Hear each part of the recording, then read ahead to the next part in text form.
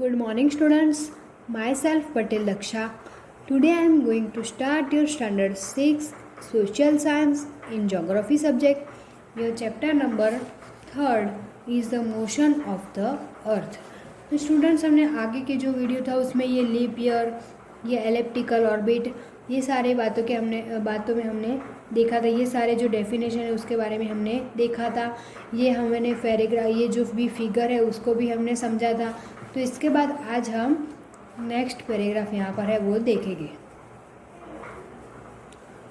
Look at the figure 3.3. You will see that on 21st June, the northern hemisphere is tilted towards the sun.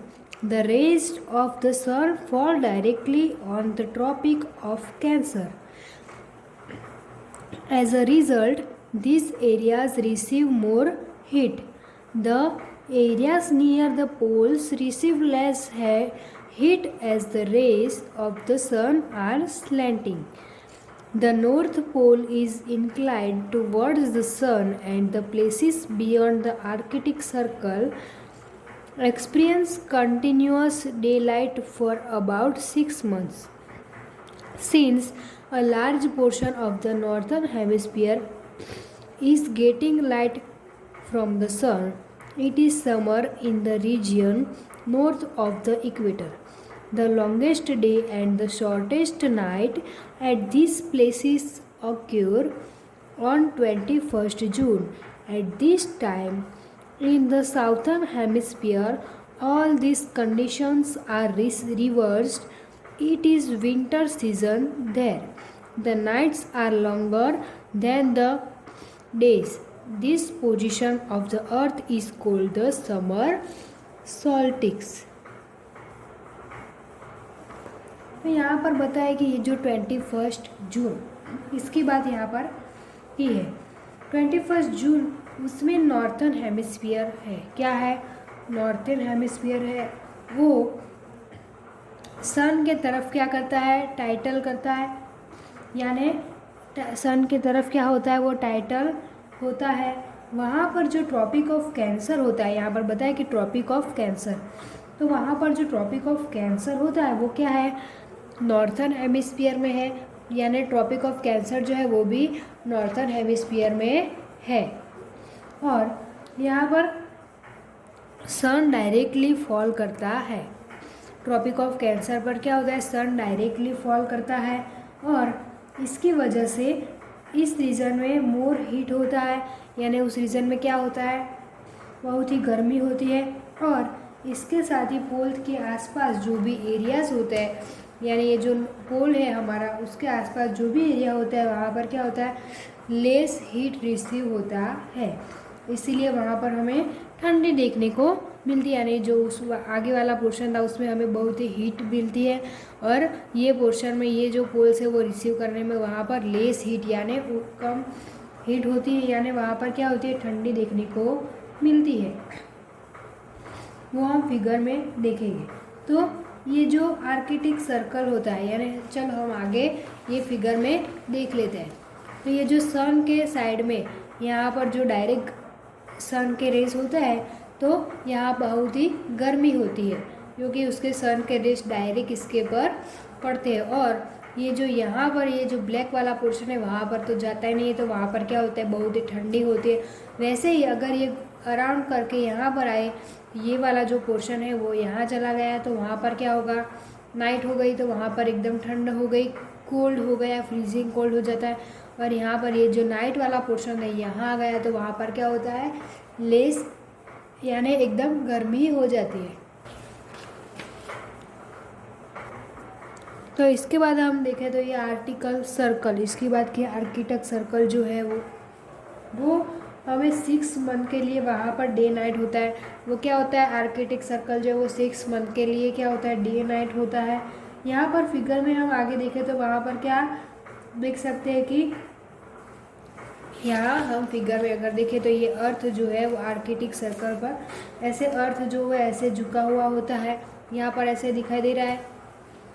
तो यहाँ पर north pole में यहाँ ये बड़ी वाली फिगर देखे तो यहाँ पर ये जो नॉर्थ पोल है ये ऐसे बराबर झुका हुआ है ऐसे, तो वो नॉर्थ पोल की बात करें तो वहाँ पर या ये इस रीजन में यह देख सकते हैं कि दोनों साइड में उसके पर सन पड़ रहा है। ये जो दोनों साइड यानी यहाँ पर ये जो लाइन दी है यहाँ भी और यहाँ भी, ये दोनों साइड पे ये सन पड़ रहा है।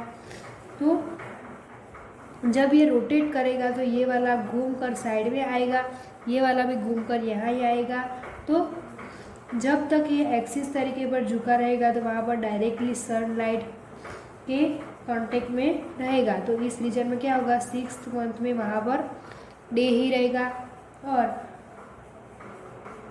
ये जो साउथ पोल है, नॉर्थ पोल से उल्टा ये जो साउथ पोल है उसकी बात हम करें तो वहाँ पर उस रीजन में 6 मंथ के लिए नाइट ही रहेगा, यानी यहाँ पर और यहाँ पर दोनों साइड क्या है, उसके प्रकाश सन डायरेक्ट पड़ेगा ही नहीं, तो वहाँ पर क्या होगा, नाइट ही होगा। तो इसके बाद हम देखें तो ये जो नॉर्थन हेमिस्फीयर है वो लार्ज पोर्शन में, यहाँ पर दिया नॉर्थन हेमिस्फीयर जो वो लार्ज पोर्शन में जहाँ पर डायरेक्टली सनलाइट हो रहा है, तो इसीलिए इस रीजन में क्या होता है, समर होता है, डायरेक्टली सनलाइट होता है। तो हमें भी पता चलता है कि वो उस रीजन में समर होता है। और ये लॉन्गेस्ट डे और शॉर्टेस्ट नाइट होता है, यानी वहाँ पर क्या होता है, लॉन्गेस्ट डे होता है और नाइट शॉर्ट होती है, शॉर्टेस्ट हो जाती है इसी रीजन में, यानी 21 जून में। और इस समय में साउथर्न हेमिस्फीयर जो है उसकी बात करें तो वहाँ पर क्या होता है, उल्टा, उसका उल्टा रीजन होता है, यानी वहाँ पर कोल्ड यानी ठंडी बहुत होती है, तो वहाँ पर नाइट होती है वो बहुत ही लॉन्ग होती है और डे बहुत ही शॉर्ट होता है। तो ये अर्थ का जो पोजीशन है वो 21 को, इसको हम क्या कहते हैं, समर सॉल्स्टिस कहते हैं। तो इसके बाद हम देखें तो on 22 December the tropic of the Capricorn receives direct rays of the sun as the south pole tilts towards it. As the sun rays fall vertically at the Tropic of Capricorn, 23rd 1/2 degree on south, a large portion of the southern hemisphere gets light. Therefore, it is summer in the southern hemisphere with longer days and shorter nights. The reverse happens in the northern hemisphere. This position of the earth is called the winter solstice. Do you know that Christmas is celebrated in Australia in the summer season?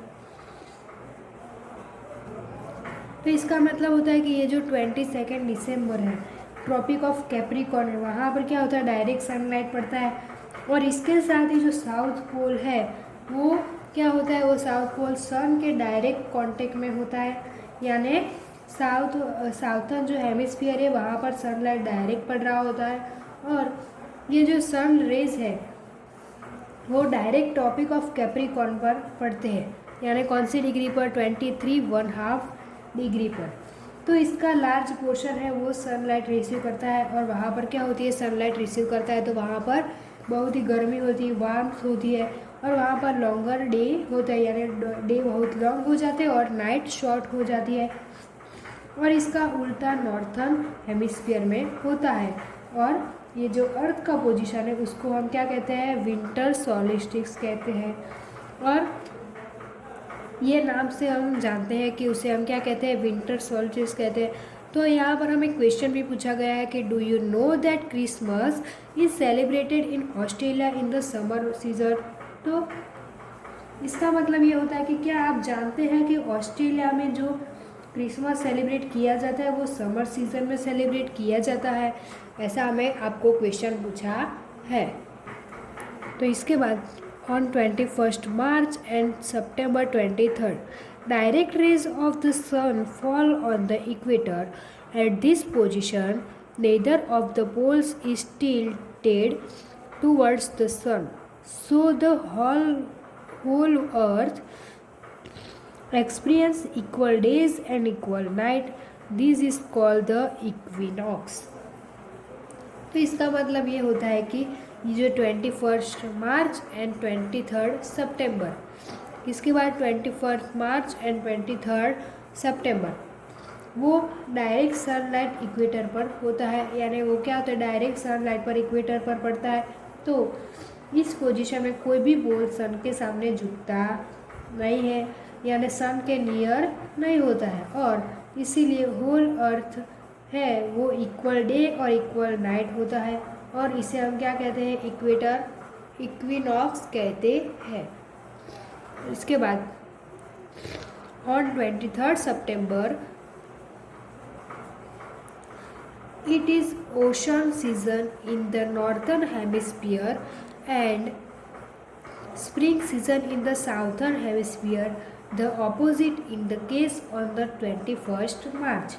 तो ये जो 23 सितंबर है, 23 सितंबर वो ocean season में और यानी northern hemisphere में होता है, और ये स्प्रिंग सीजन जो होता है वो साउथर्न हेमिस्फीयर में होता है, और उसको यहाँ पर एक बताया गया है कि the opposite is the case on 21 मार्च, यानी ये 21 मार्च को उसका रीज़न उल्टा होता है, यानी वहाँ पर क्या होता है, साउथर्न हेमिस्फीयर में 21 को में उसका रीज़न क्या होता है, बिल्कुल उल्टा होता है। तो हमने आगे के जो भी पैराग्राफ पढ़े थे उसमें हमने देखा था 21 में क्या था, 21 जून पर समर सॉलिटिस था, ये भी यहाँ पर बताया। उसके बाद ये जो 22 दिसंबर तो क्या है, वो विंटर सॉलिटिस है, और इसके बाद हमने इक्विनॉक्स देखा था, वो क्या है 23 सितंबर स्प्रिंग रीजन में। तो ये सारे जो भी पूरा चैप्टर था, वो जो भी हमने पूरे चैप्टर में ये सारी चीज़ें देखी थी वो इस फिगर के अनुसार है, यानी ये फिगर हमने एकदम कम्प्लीटली आनी चाहिए, एग्ज़ाम में आ सकती है।